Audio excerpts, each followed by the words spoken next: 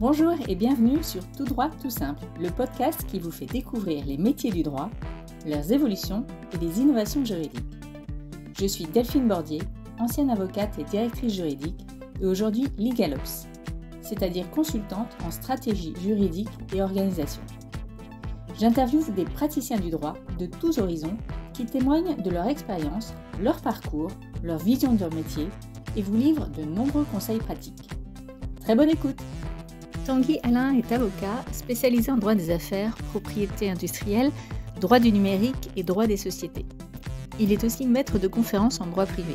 Il a organisé un colloque sur le droit des sociétés à l'ère du numérique et Tout droit tout simple a voulu en savoir plus. Bonjour Tanguy, ravi de t'accueillir sur le podcast Tout droit tout simple aujourd'hui. Bonjour Delphine. Alors, est-ce que je peux te demander, évidemment, en premier lieu, de te présenter brièvement ? Bien sûr, merci beaucoup déjà de m'avoir permis de participer à ce podcast, c'est très sympa. Donc moi je suis Tanguy Alain, j'ai 40 ans, je vis en Loire-Atlantique avec ma famille. Mon parcours universitaire, je l'ai fait intégralement à la fac de droit de Rennes 1 jusqu'au doctorat, parce que j'ai soutenu une thèse en droit des sociétés, et ça remonte déjà puisque c'était en 2012. Alors, j'exerce aujourd'hui d'ailleurs mes fonctions de maître de conférence à la fac de droit de Rennes. La fac de droit, je l'ai rejointe en fait il y a 4 ans parce que j'y ai pas exercé toutes mes activités professionnelles. J'ai fait une expérience, disons, d'une dizaine d'années à Paris. Pendant mes travaux de doctorat, j'étais chargé d'études et de recherche à la Chambre de commerce et d'industrie de Paris-Île-de-France. En gros, on faisait ce qu'on appelle du lobbying au sein du service de politique législative et juridique. Et puis après ça, donc, j'ai soutenu ma thèse, j'ai été recruté à l'université de Cergy-Pontoise où j'ai principalement enseigné le droit des affaires. Ça m'a occupé pendant 6 années supplémentaires. Et puis, l'appel de la région et de la famille nous a fait retourner en Bretagne. Et donc, j'ai été recruté il y a déjà 4 ans à la fac de droit de Rennes. Donc, c'est le retour à la maison, si on peut dire les choses comme ça. Et donc, aujourd'hui, j'enseigne principalement le droit des affaires, la propriété industrielle, le droit des sociétés. Et j'ai vraiment le grand plaisir d'être co-responsable du master de droit du numérique de Rennes, qui a également 4 ans d'existence. En parallèle de mes activités universitaires, je suis également avocat. Je me suis inscrit, ça reste assez récent, je me suis inscrit au barreau de Nantes il y a un peu moins de 2 ans.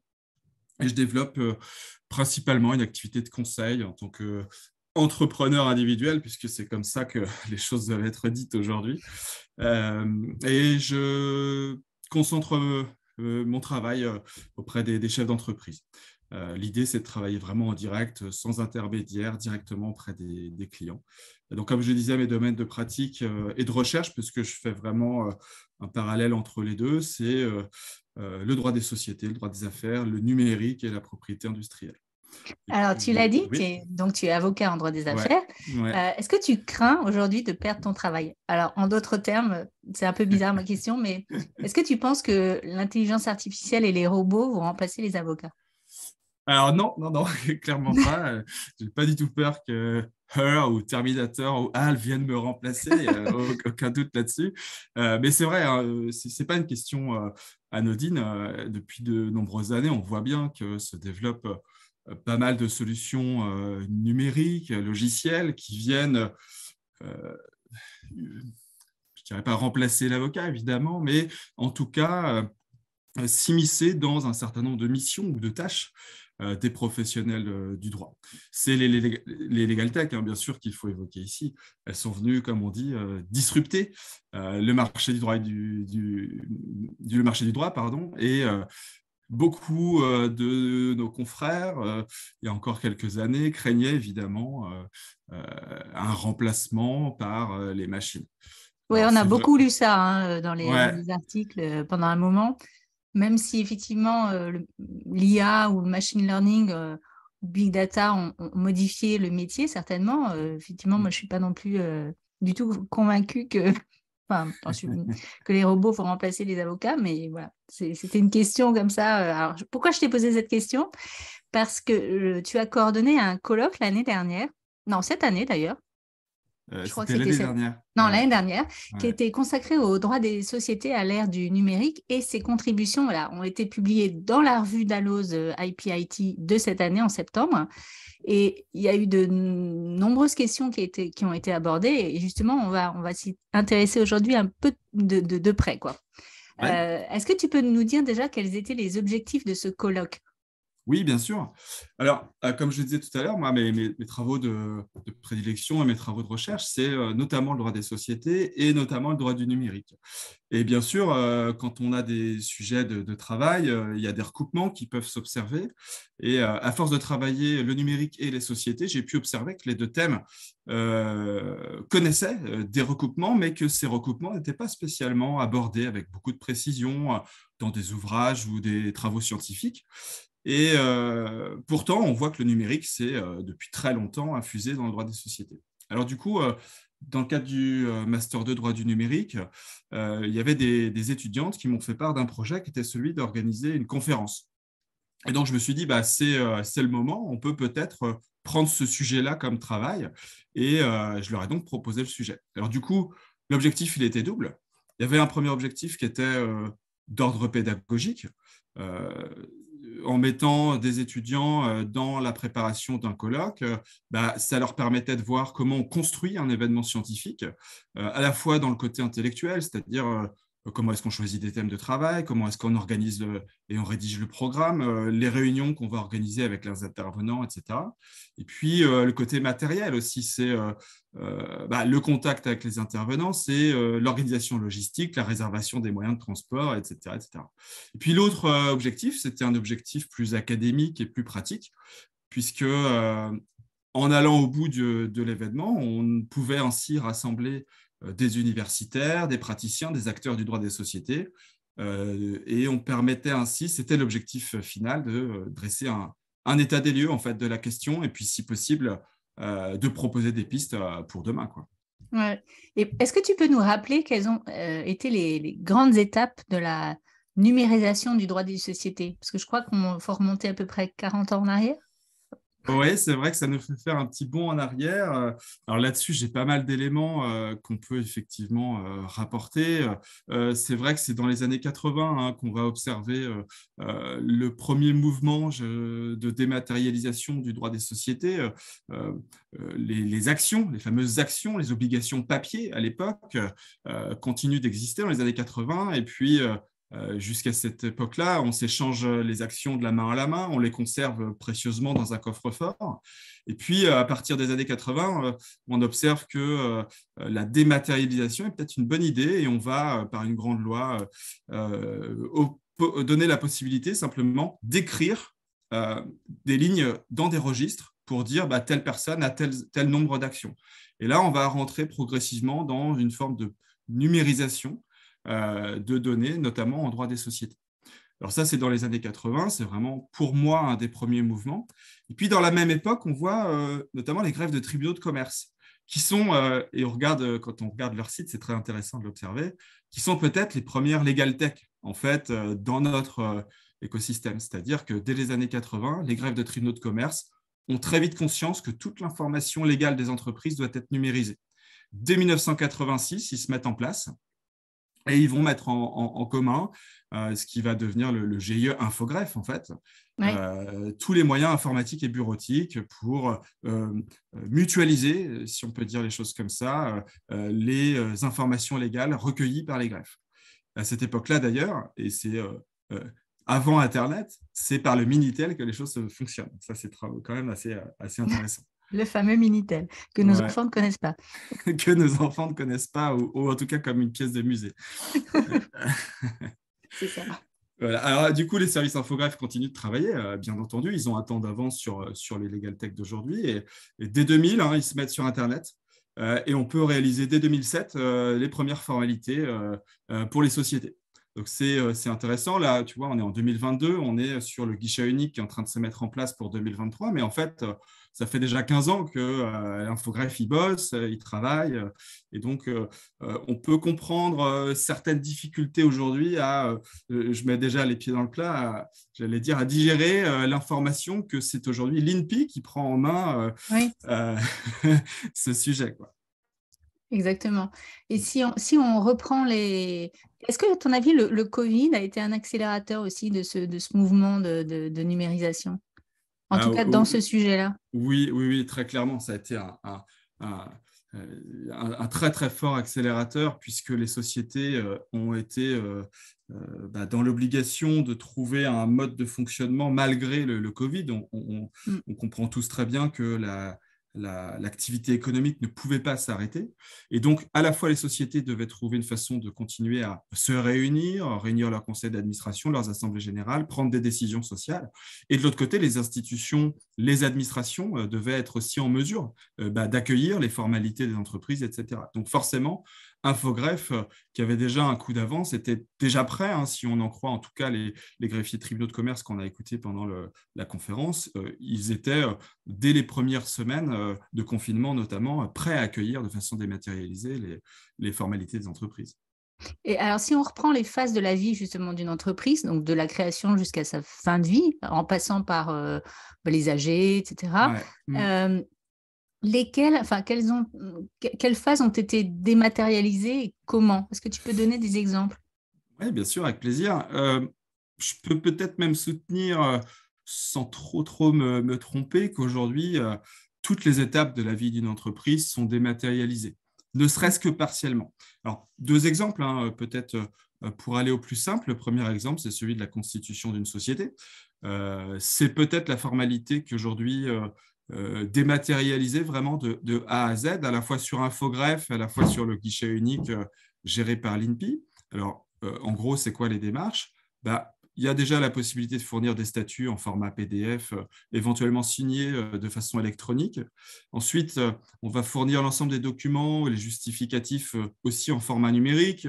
Par exemple, le bail qui permet de justifier que la société a un siège social, le certificat qui permet de justifier que les associés ont apporté des fonds auprès d'une banque. On peut aussi réaliser tous les apports, notamment les apports en numéraire en ligne, avec une banque en ligne. Hein, les fameuses néobanques acceptent parfaitement de recevoir des fonds directement d'un poste à un autre sans se déplacer à un guichet. On va publier l'annonce légale de constitution en ligne, sans avoir à se déplacer auprès d'un journal habilité à déposer les annonces légales. Et puis le tout va être déposé, ce qu'on appelle la liasse de formalité, va être directement déposé sur Internet. Il en aura son extrait CABIS en numérique également. Donc, on peut, moi aujourd'hui, quand je constitue des sociétés auprès de mes clients, je fais tout sans me déplacer depuis mon bureau. Donc, ça, c'est un premier exemple. Et puis, un second exemple qu'on peut peut-être évoquer, c'est l'organisation d'une assemblée générale. Au cours de la vie d'une société, il y a forcément des événements, des moments réguliers au cours desquels les associés se réunissent pour prendre des décisions. Aujourd'hui, la société qui est peut-être la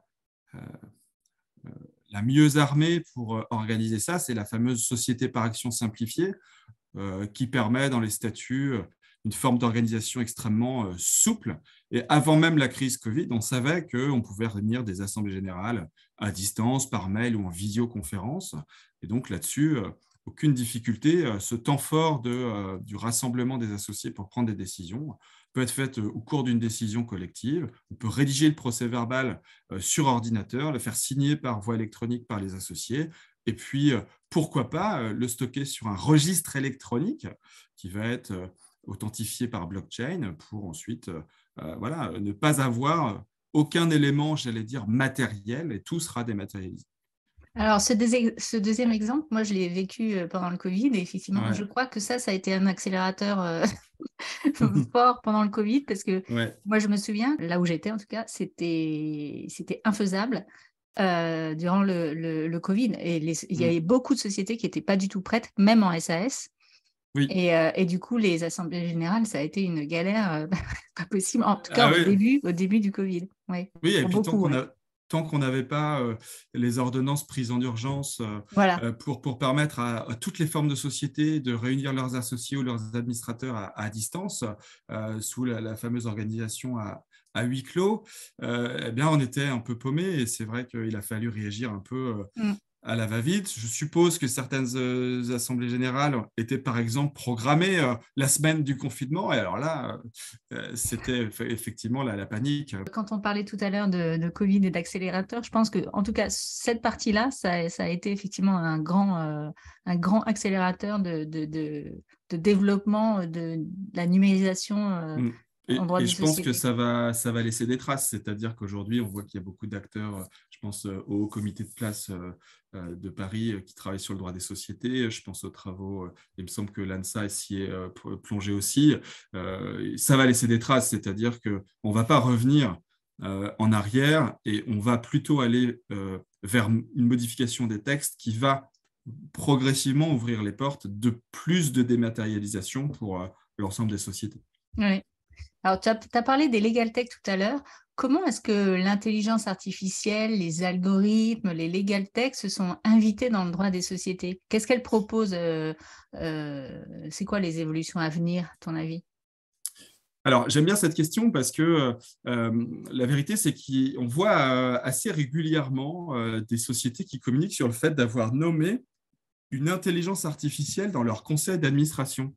Par exemple, on a eu un fonds d'investissement qui était situé à Hong Kong et qui avait en 2014 annoncé avoir désigné dans son board une IA qui était censée avoir le droit de vote. Et encore plus récemment, c'était cet été, on a une boîte qui s'appelle Dragon Websoft, qui est une grosse société de gaming à l'échelle internationale, qui a annoncé avoir désigné un robot PDG en tant que intelligence artificielle. Ce serait un humanoïde et il s'appelait Tang Yu. Alors ça, c'est vraiment un sujet qui, nous, en droit des sociétés, nous interpelle. Et c'est d'ailleurs même comme ça, moi, que je suis rentré dans le numérique en 2014. Je me suis dit, mais est-ce que c'est vraiment raisonnable de dire qu'une IA peut être membre d'un board? Donc ça, c'est la première façon, moi, dont j'ai vu l'IA s'inviter dans le droit des sociétés. Et alors, ça, c'est pas en droit français, j'imagine. Non, évidemment, mais Ouais. c'est pas du tout en droit français. On est sur du droit, là c'est sur le droit de Hong Kong ou le droit chinois.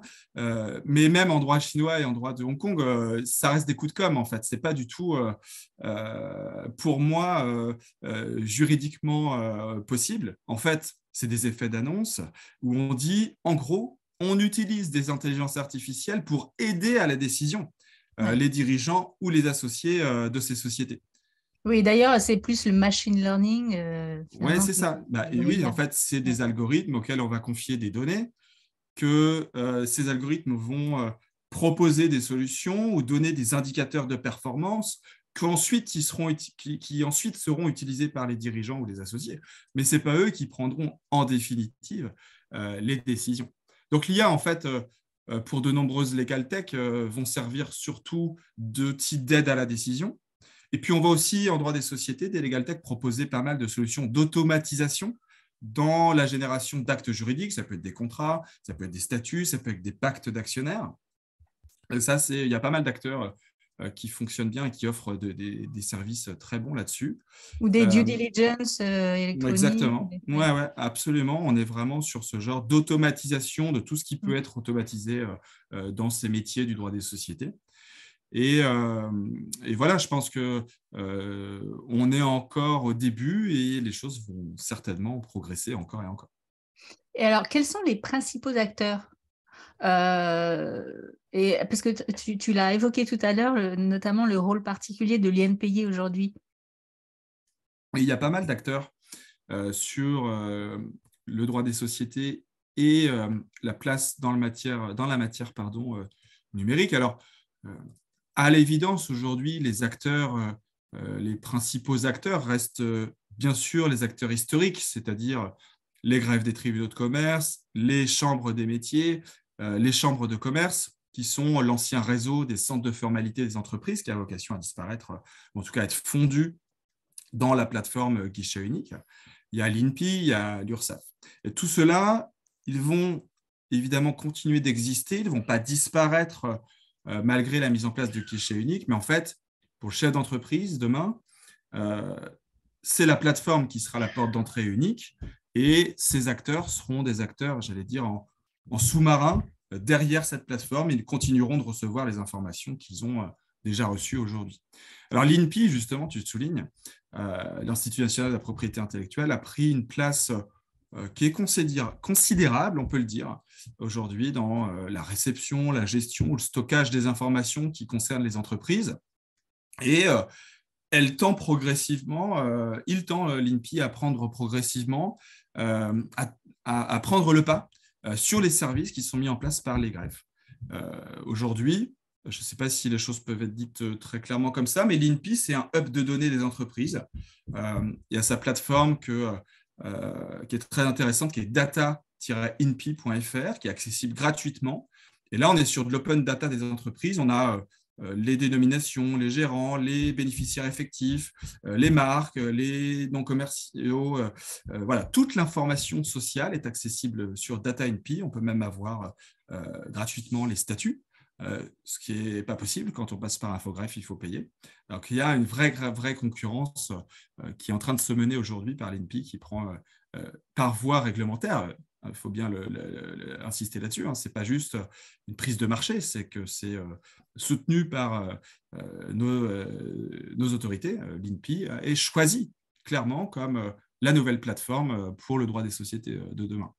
Et on sait, enfin, ça c'est une question annexe, mais ça les a surpris aussi, l'INPI. Pourquoi ils ont été choisis, eux?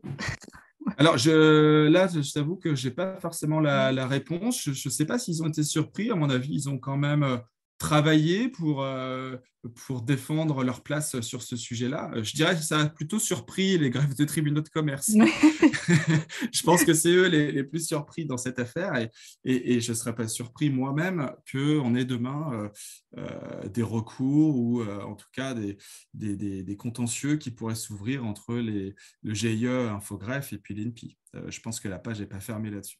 Et pour terminer, en parlant de ces acteurs, je pense qu'on doit aussi évoquer la question des LegalOps, dont l'une des missions est d'optimiser, si je ne me trompe pas, le processus des services juridiques. Et donc, les LegalOps s'intéressent forcément aux outils qui sont proposés par les LegalTech. Ils vont donc avoir forcément vocation à identifier les différents services qui sont fournis, les offres de services qui sont fournis par les LegalTech. Ils vont les tester, ils vont les sélectionner, ils vont les proposer à leurs clients en interne et donc et à la fois aussi participer à leur mise en place. Donc je pense que les LegalOps ont aussi leur coup à jouer dans cette numérisation du droit des sociétés. Alors, qui est concerné par cette évolution numérique du droit des sociétés? Parce qu'il n'y a pas que les avocats, bien évidemment. Non, mais en fait, si on peut dire les choses simplement, c'est que toute personne qui va pratiquer, peut-être de près comme de loin, le droit des sociétés sera confrontés à cette transformation numérique. Alors, comme tu le dis très bien, les avocats, à l'évidence, tous les professionnels du droit, en fait, les avocats, les notaires, les experts comptables aussi, sont confrontés à ces démarches dématérialisées, aux signatures électroniques, aux actes dématérialisés. J'ai rencontré, d'ailleurs, c'était intéressant à observer, dans le cadre du master de droit du numérique, on a des alternants. Et l'une de nos alternantes l'année dernière avait été recrutée par un expert comptable, par un cabinet d'experts comptables. Et sa mission était de dématérialiser toutes les missions de droit des sociétés du cabinet d'expertise comptable. Donc, ils sont passés de commencer à travailler avec Infogreffe pour leur service de dématérialisation et de suivi de l'ensemble des registres de droit des sociétés, la mise en place de la signature électronique avec leurs clients, etc. Donc, tous les professionnels du droit, évidemment, sont concernés. Le créateur d'entreprise lui-même, qui peut potentiellement ne pas faire le choix de travailler avec un expert du droit, sera aussi concerné par cette transformation numérique. Et certaines institutions, notamment, je pense au greffe, parce que tu l'as évoqué, oui. Eux, ils avaient un fort lien avec le public. Est-ce que c'est la fin totale des contacts avec les personnes physiques? C'est quoi les conséquences de ça? Ouais, c'est vrai que c'était un sujet qui avait été évoqué à l'occasion du colloque. Les greffiers des tribunaux de commerce qui étaient présents nous en avaient parlé.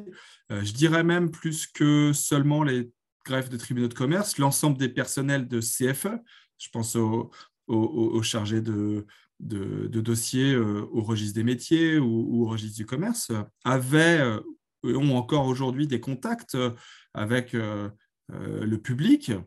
Et d'ailleurs, moi-même, j'expérimente encore aujourd'hui des rendez-vous avec des chargés de formalité, des petits coups de fil au greffe pour avoir une question ou un petit échange de mails qui permet d'avoir l'assurance que son dossier est complet ou voilà, pour éviter une petite bêtise. Et les choses vont certainement changer parce qu'avec notre plateforme guichet unique, l'interface elle va être beaucoup plus difficile. Alors pour beaucoup d'entre nous, ça ne devrait pas être une grosse difficulté si on est suffisamment à l'aise avec les outils numériques, etc.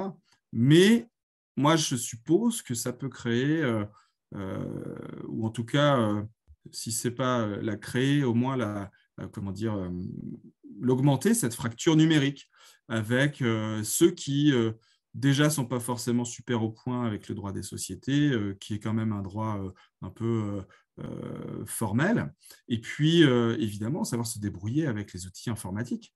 Donc ça, oui, puis ça peut créer des blocages. Enfin, si on est bloqué face à... Ça arrive, hein, même avec des sites performants.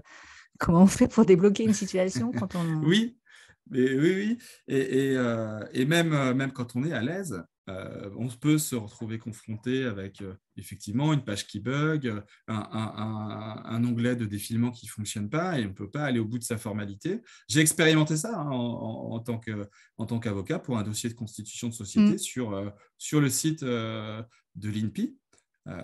Qui est censé être au point. Je sais que les équipes informatiques travaillent d'arrache-pied pour que ce soit nickel, mais il y a encore des bugs. Et donc, tu as réussi à contacter quelqu'un ? Et ouais, j'ai quand même réussi à contacter quelqu'un. Ils ont un service client qui est mis en place. Il y a un service d'assistance technique qui permet de contacter.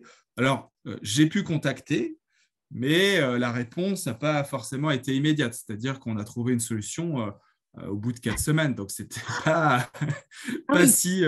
voilà, c'était bon. Alors, je ne jette pas la pierre, hein, évidemment. Ouais. Ils se mettent en place. Surtout au début, c'est super compliqué d'être...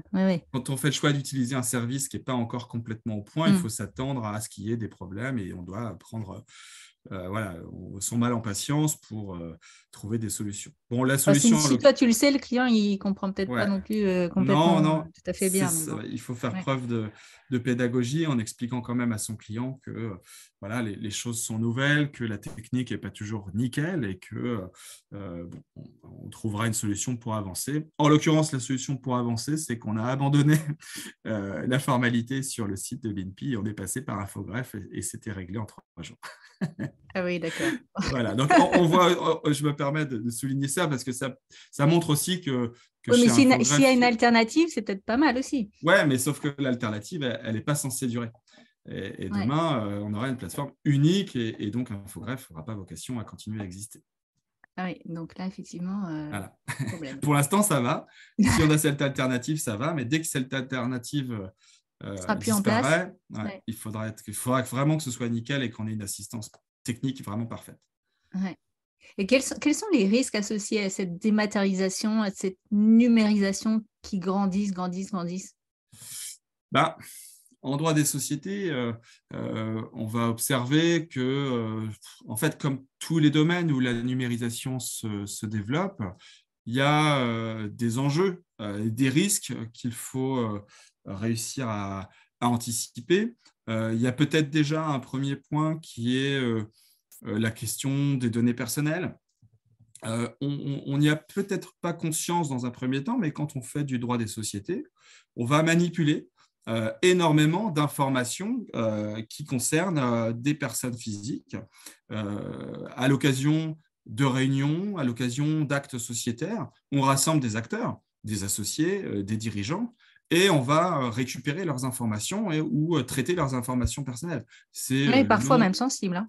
Oui, absolument. Ça veut dire, pour les informations qui ne sont pas sensibles, c'est généralement le nom, le prénom, l'adresse, l'état civil, les professions ou les qualités. Mais c'est vrai, les informations sensibles, on va avoir des informations bancaires, financières ou autres.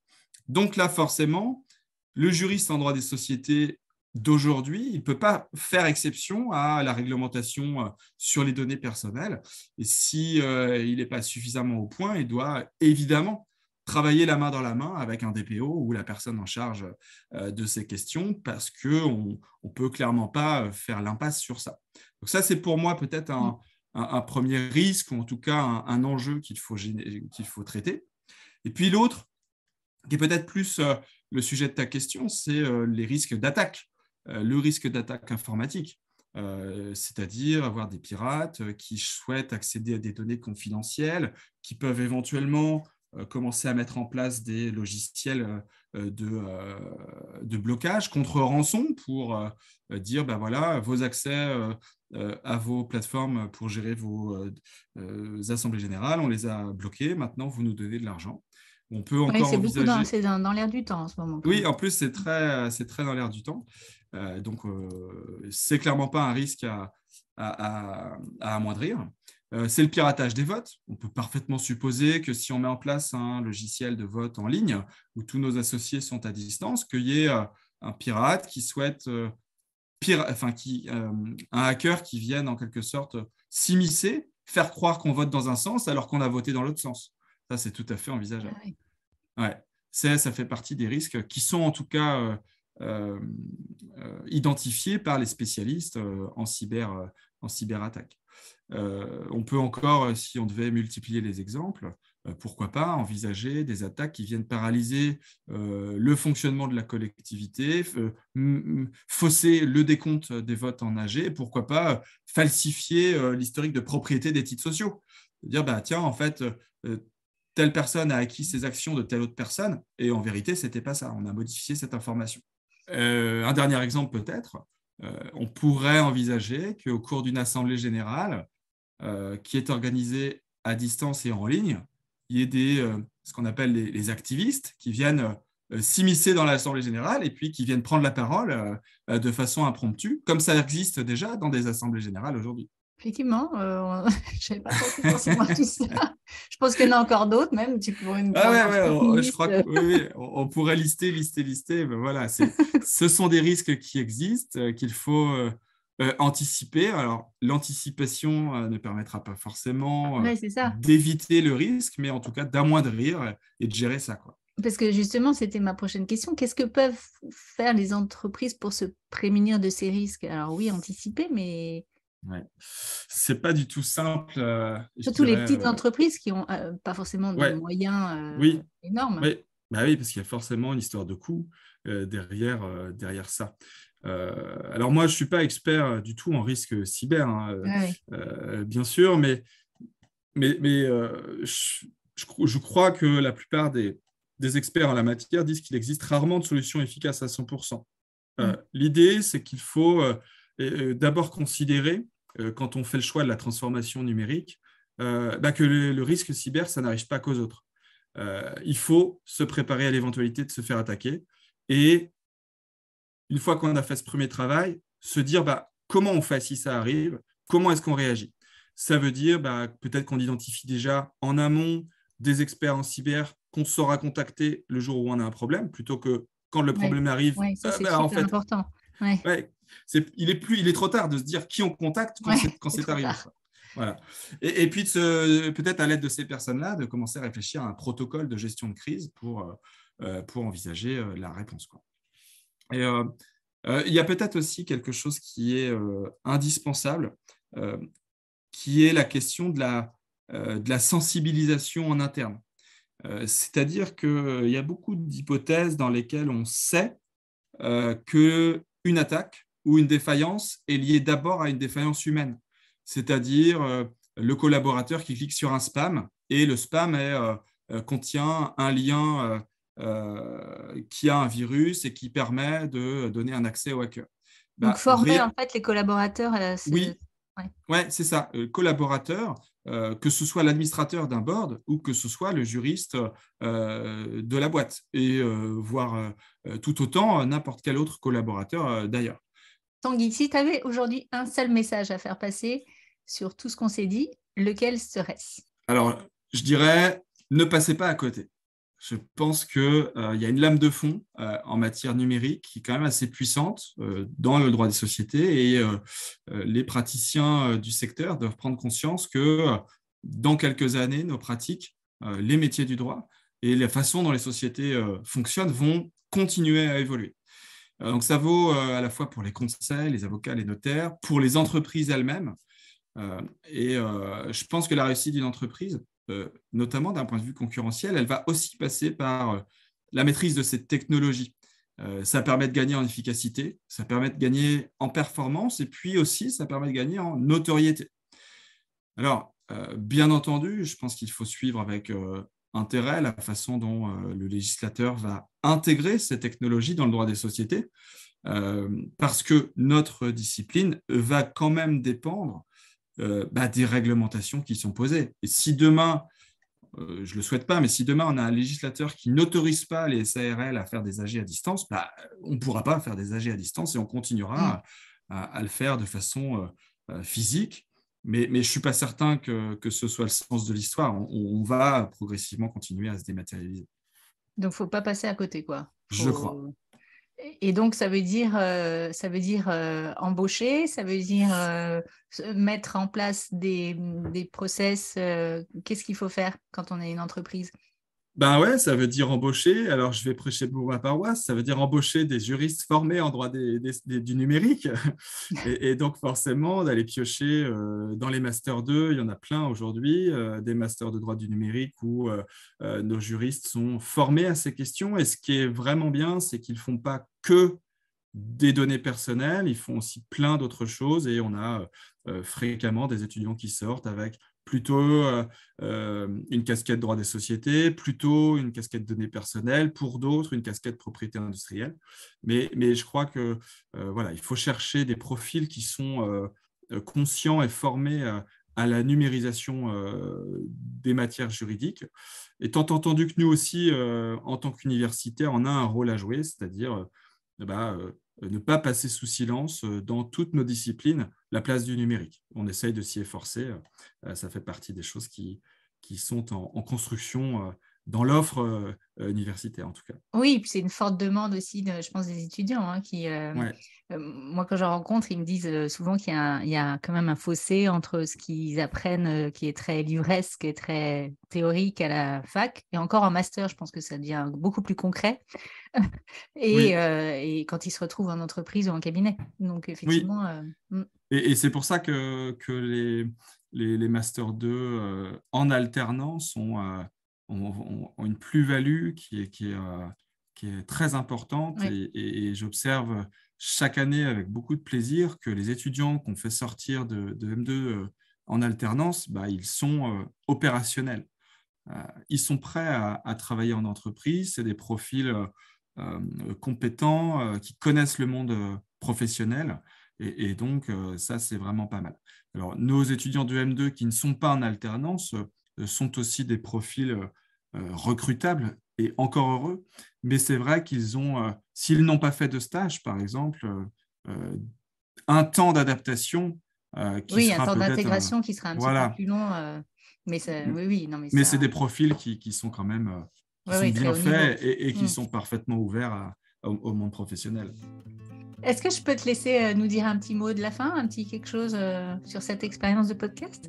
Oui, écoute, je pense que ça va être très simple, c'est de te remercier vraiment pour cette expérience que je trouve très intéressante. Et puis, je me permets aussi de te dire bravo pour ce podcast tout droit, tout simple. Je trouve que c'est vraiment formidable cette façon d'aborder la matière juridique, de proposer du contenu qui soit informatif et pédagogique. C'est bien pour promouvoir à la fois les métiers du droit et puis ouvrir aussi les écoutilles des étudiants notamment qui peuvent observer ce qui se fait, comment ça marche en vrai, si on peut dire les choses comme ça, et voilà, de découvrir plein de profils très variés. C'est super. Je mettrai évidemment en description du podcast ton lien LinkedIn, ton site internet et puis les liens vers les masters que tu as cités tout à l'heure. S'il y a d'autres personnes qui veulent te contacter, écoute, je les laisse faire via tous ces moyens, et puis moi je te dis à très bientôt alors. Merci beaucoup Delphine. Je vous donne rendez-vous dans 2 semaines pour un nouvel épisode. Si le podcast vous plaît, n'hésitez pas à en parler sur les réseaux sociaux et autour de vous. N'oubliez pas que les créateurs de podcasts vous offrent bien entendu du contenu et aussi de leur temps. Alors c'est vrai que ça fait toujours plaisir d'avoir en retour un message positif, un commentaire, des étoiles, des pouces levés, des partages Et puis surtout, ça nous encourage à continuer. Alors merci à tous.